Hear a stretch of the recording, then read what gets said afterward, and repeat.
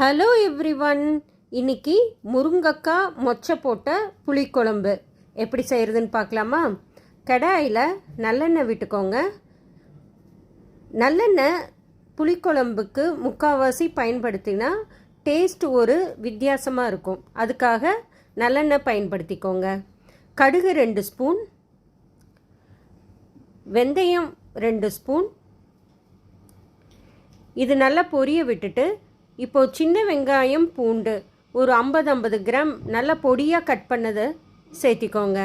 சேர்த்தி நல்லா வதக்கி விட்டுட்டு இப்போது 2 மீடியம் சைஸ் தக்காளி கட் பண்ணதை அதையும் சேர்த்தி நல்லா வதக்கி விட்டுக்கோங்க. இப்போது இதுக்கு தேவையான அளவு மஞ்சள் தூள், சாம்பார் தூள், நம்மளோட ஓன் ப்ராடக்ட் சான் மசாலா, அதையும் 2 டீஸ்பூன் சேர்த்திக்கோங்க. அதை சேர்த்தி நல்லா வதக்கி விட்டுட்டு இப்போது 2 முருங்கைக்காய் அதையும் சேர்த்தி சாம்பார் தூள் பச்சை வாசனம் போகிறதுக்காக கொஞ்சமாக தண்ணி விட்டுக்கோங்க. இப்போது எலுமிச்சம்பழம் அளவு புளியை கரைச்சி வச்சுருக்குறோம், அதையும் இதில் சேர்த்திக்கலாம். அதை சேர்த்திட்டு எக்ஸஸாக கொஞ்சம் தண்ணி விட்டுக்கோங்க. தண்ணி விட்டுட்டு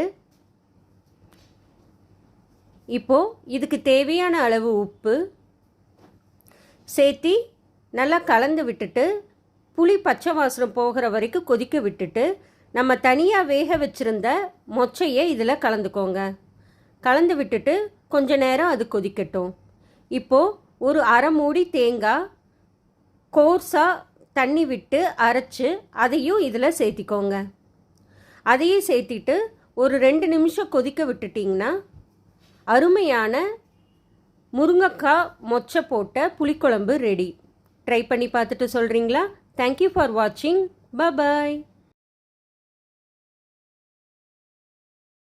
ரெசிபீஸை நம்ம சேனலில் பார்க்க மட்டும் செய்யாதீங்க. சப்ஸ்கிரைப் பண்ணுங்கள், லைக் பண்ணுங்கள், கமெண்ட் பண்ணுங்கள். பாய்.